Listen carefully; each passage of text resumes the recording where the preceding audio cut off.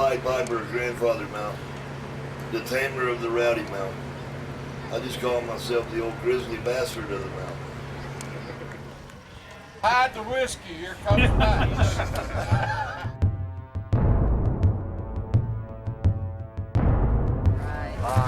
Granny's the other way. I'm Mad Max McDougald, Where McDougald, and the clan of the Wild Highlanders, the clan of Broken Neck.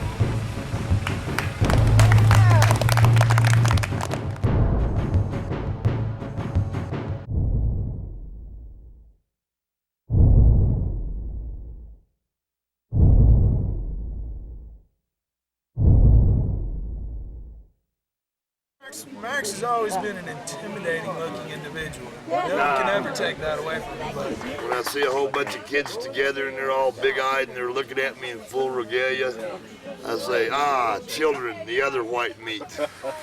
Arr! Arr! That usually either makes them piss their pants or grab mom and dad and go the other way. Max is he's an individualist. He's got his own special way of doing things. But I'd say I love him so much. He's like a big teddy bear. Like, he's so nice. He's like Klansman, so I've known him for so long. He always comes by for coffee in the morning, so that's always so cool. Lay back in there and he looked, he'd see people getting off the buses coming up the road there, going up to the game field. He'd pick out a especially big congregation of women and kids, and he would come roaring out of that damn crevice. Goddamn people would die for the rubber band. Old age and treachery will always overcome youth and skill. Trust me, I know these things. I first learned about the Highland Games through reading a book in the library.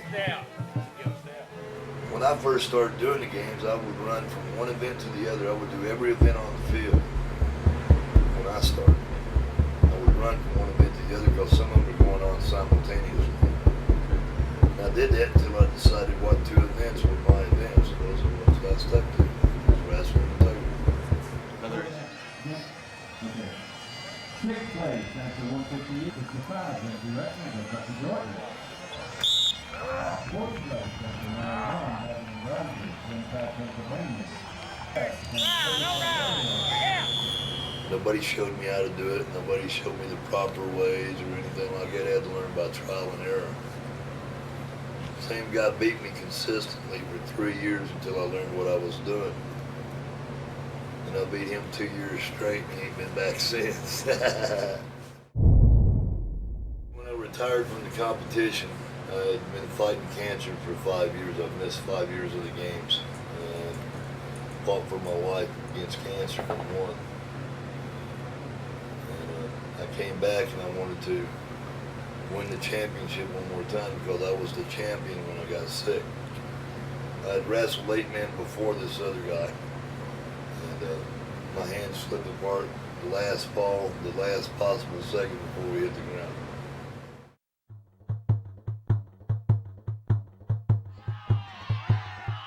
Between the time I retired and I took over the wrestling program, I did 5 years worth of judging all the other events on the field, including heavy athletics. I've judged the hammer throw, I've judged the caber toss, judged all the other events on the field with the exception of track and field.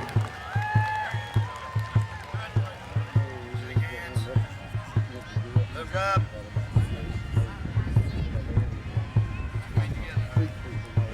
On your mark. Get set.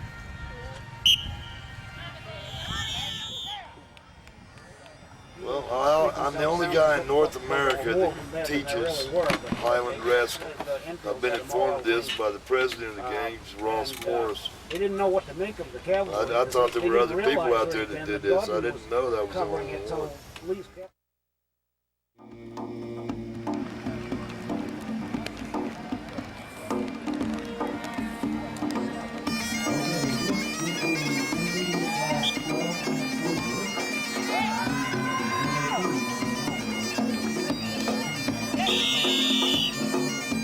Scottish Wrestling is taking place down in the left-hand side of the podium. It is a test of strength. It is not the WWF or the WWE. So, first and foremost, we're there for the competition. Mano a mano. Kid against kid, man against man, whatever it works out.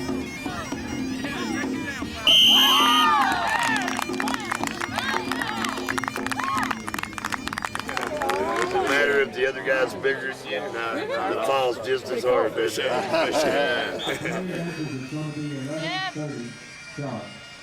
11:30 sharp, which is 20 minutes from now. Can you hear me under there? Okay, 11:30 sharp, we ready to go. And you know how it goes, 11:30, 15. Yeah, I'm Jim Rust, and been wrestling pretty much since I can remember up here.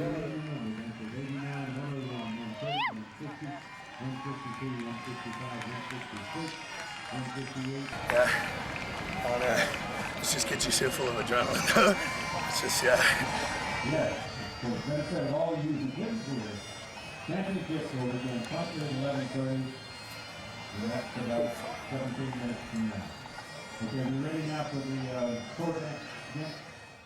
Yeah, there's, I mean, like, pretty much the people that come out wrestling have been there for years. Like, everybody that I see every year. And so it's a real good competition.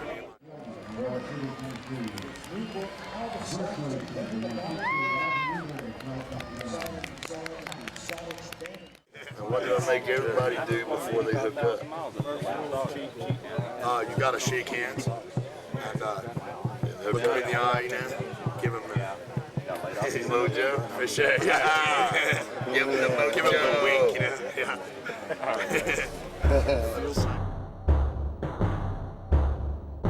The rules are, any part of your body other than the bottom of your feet touches the ground, you lose. If your knee touches or your leg touches or your top of your foot touches, you lose. If you break your hold, you lose. It's one arm over the shoulder, one arm under the shoulder. Make your hold like this. Do not break your hold.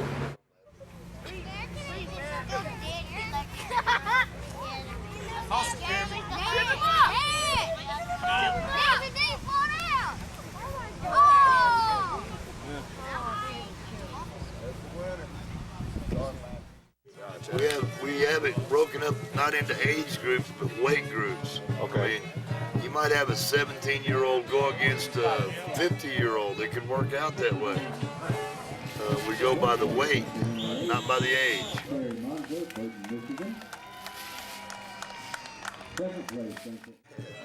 Even the professional athletes don't come and play with us because they're afraid of getting hurt. Is that not true? Yeah, it is. But they give us the utmost respect for what we do.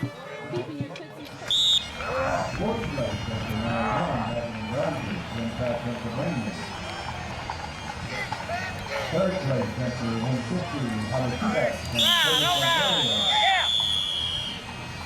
Well, we had 3 people in 3 different weight divisions and nobody to wrestle. Yeah. That was the absolute death knell for wrestling on Grandfather Mountain.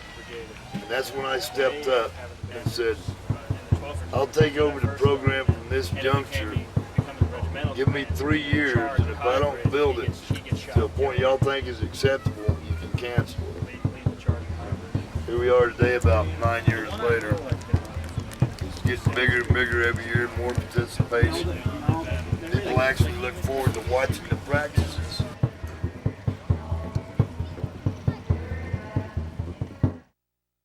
I learned by trial and error. No one taught me. That's why I knew there was an important need for someone to teach it, not just throw you out there like so much meat to be slaughtered by veterans. For sure. Tell me. Wrestling school. Time for wrestling school.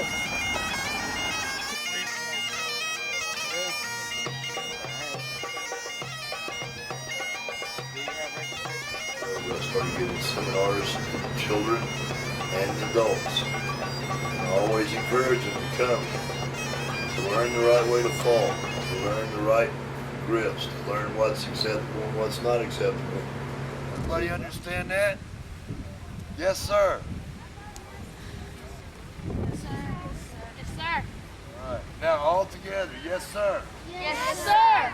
It probably takes me all of 30 seconds to make friends with children, and children know about people. Children know people that they can trust and people they can't trust. They have this this sense. Once they know I'm not gonna just grab them up and gobble them down, they're pretty cool with me.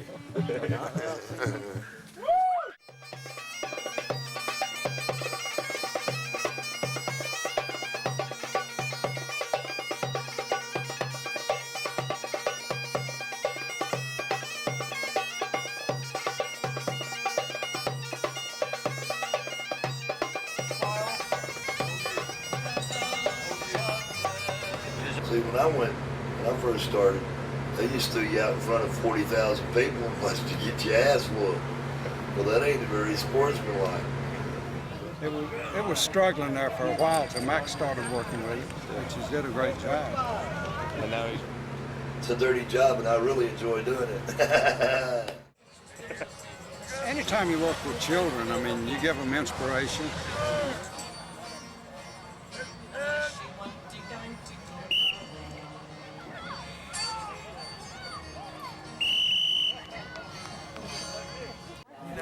When I was a little kid, Max would always look out for me, just like he does the kids these days.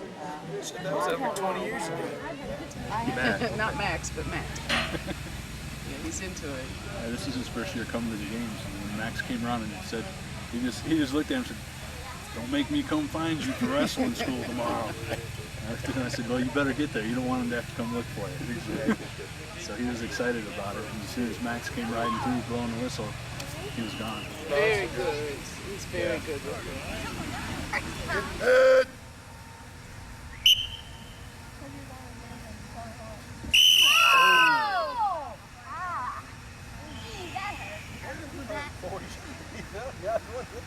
Damn, boy, you slung him like a bale of hay. You all right, son? You load hay bale? Huh?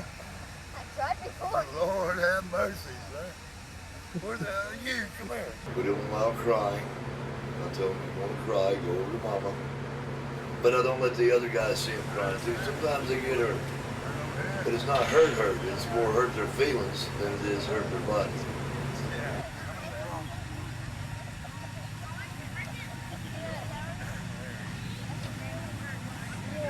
I cover them up and I don't let anybody else see them crying. And I say, you know, when Mad Max used to do this, he used to get hurt too. But we can't let nobody see us cry because we're tough. We deal with that, we swallow it, we choke it down, we go back and we compete. Don't get me wrong, you can get hurt doing this kind of wrestling if you don't do it properly.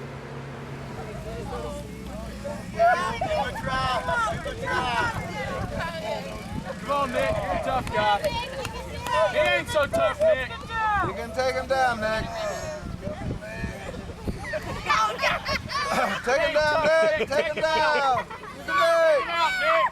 Somebody blow. Oh! That's what it feels like, Nick. The thing about participation is you don't know what you can do until you try. I think my son would try the competition. You think he'll go for it? Yeah. He will. He's already said he wants to. Yeah, thanks to Max. This is great. Yeah. We don't play favorites for anybody. All you guys are winners to me. You're winners because you chose to participate and help keep your heritage alive. So I want to thank all of you for that right now, and I want to wish all of you good luck. Let's go out here and see if we can get this stuff mixed up. And I want to see some good performances out of everyone, okay? Let me hear you war growl. Everybody.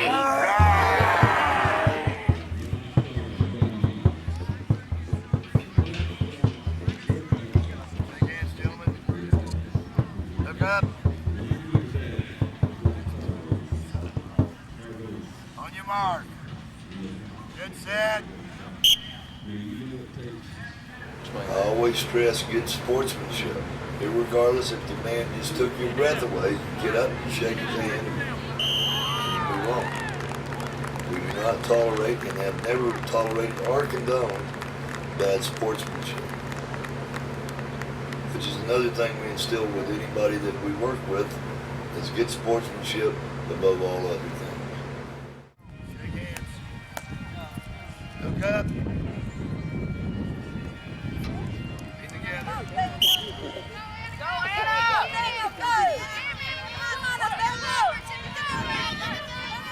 We do allow women to wrestle and girls. Usually we like for the girls to wrestle other girls. It's not always so. Sometimes we have guys in certain age groups and weight groups that don't have anybody in their group, and if a girl will accept the challenge, we'll let them wrestle.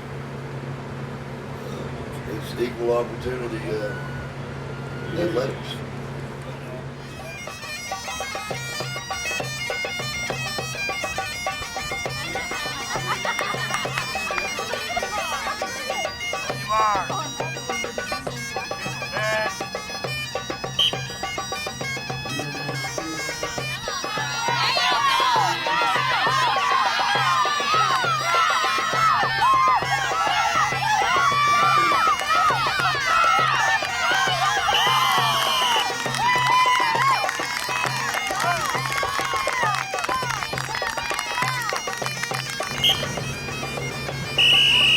The most important thing to me is that all these kids are winners. After I award the awards to the kids that actually won, and they go on about their business, then I turn to the kids that didn't win, and I always give them something to take to show and tell. It may be a medal from years before, but it's always a third place. I'll give them participation ribbons, stuff they can take to show and tell and say, look what I won at the Highland Games.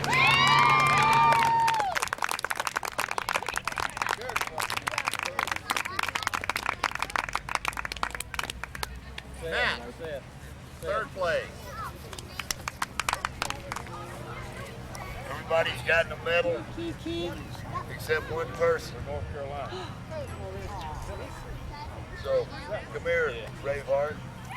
All right. It's like this year, the little guy that didn't win anything, but he was 4 years old and he was wrestling kids 6 and 8. He had the heart, and that's why he got the whole outfit.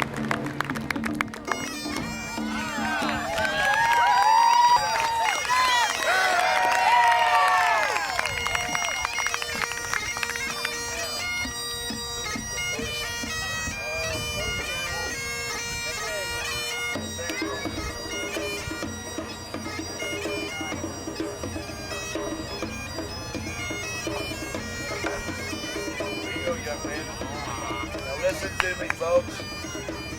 These swords and shields were donated by the Complete Night at the Artisans Village at the bottom of the hill.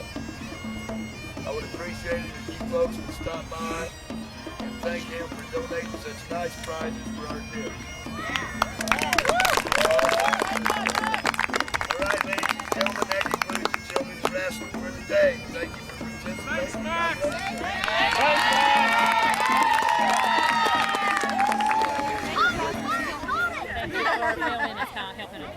What place do you win? First. I don't believe you. Somebody must have cheated. I beat your man. I beat your man. You beat my man, you didn't beat me. Highland Wrestlers. Competition just got finished.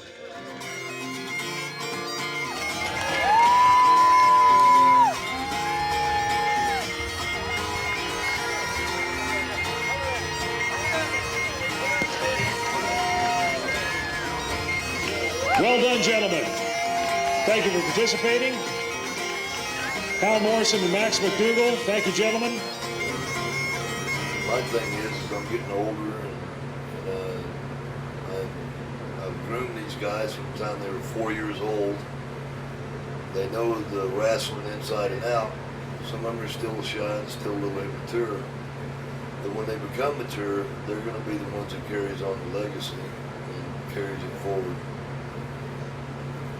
because I taught him right. Well, that's up to him. If he can find somebody to take over, he can retire. So I don't know where. It'd be hard to replace. No, I've known Max a long time. He's a good friend. He's a good friend. A few years ago, there didn't seem to be many kids around. They didn't really want anything to do with this. And we were thinking, well, is this going to die off? When we die off, is it going to end? There'd be nobody wanting to come up here anymore. But Max has made sure that the kids that come up here get involved in it. They feel like they're a part of it. They'll forget us, but they'll be telling their kids, let me tell you about Mad Max. Now, you talk about somebody you wish you could have met. He taught me how to wrestle.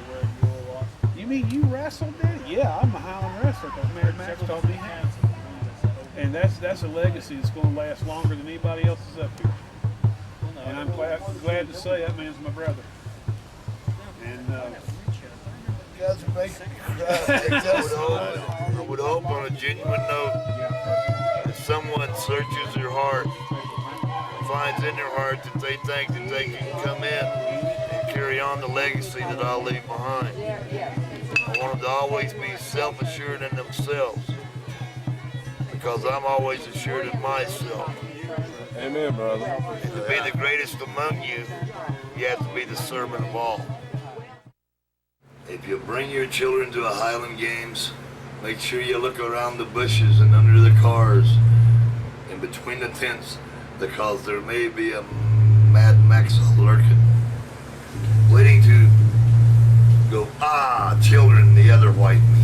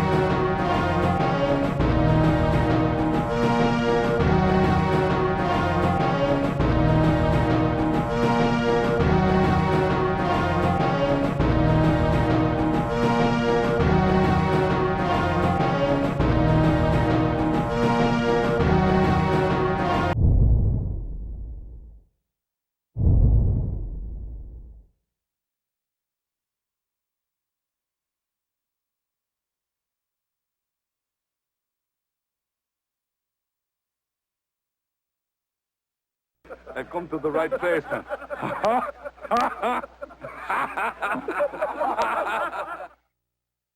I'll never forget when your kids came up to our tent.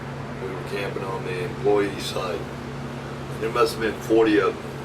They were marching in two single file lines, and one of them out front, Malcolm, had this little field mouse that they had absolutely bludgeoned to death with wooden swords. Oh. I took that poor little broken mouse and I put him in my hand and I said, "You murderers, you murdered my pet mouse." "Oh no, Max, we didn't know it was yours." I said, he was my buddy. I had them all crying. I said, "Y'all killed my little buddy, my little fuzzy buddy. He ain't gonna run up my sleeves no more. He's not gonna sit on my shoulder. He's not gonna say hi to you or bye to you no more because y'all beat him with them wooden swords." Okay, now that we've got the grieving out of the way, who's gonna skin him and who's gonna cook him? All these little kids' eyes got big. I said, "Well, you ain't gonna cook him and you ain't gonna skin him. You gotta at least give him a Christian burial." So I had all these little kids digging a hole. And they can't Grandfather Mountain, solid granite. They're digging holes to bury this little field mouse. So they get him all buried, and I said, "Well, where's his Celtic cross?" One of them took their kill pin off and stuck it up here. I said, now, is he facing up or facing down? They didn't know. I said, well, you gotta dig him up. So they dig him up. They said, he's facing down. I said, he's facing the wrong way. So they faced him up, buried him again. Then I asked again, which way is he facing up or facing down? I don't know. You gotta dig him up. Dig him up again. Finally, I said, you know, this little mouse deserves a box to be buried in. We got him a little coffin with a little tartan material in it, you know, a little pillow for his little mouse head that was kind of flat then. Anyway, make a long story short, the kids have never bludgeoned to death an innocent field mouse since then. They definitely end the But they're marching to the kid. Mad Max, we kill the mouse. We kill the mouse.